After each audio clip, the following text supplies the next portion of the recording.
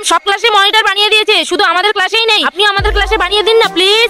বাচ্চারা আমি তো মনিটর বানিয়ে দিলেই দিতে পারবো, কিন্তু আমার একটা শর্ত আছে। ম্যাম কি শর্ত? বাচ্চারা তোমরা সবাই আমার কাছে আসো।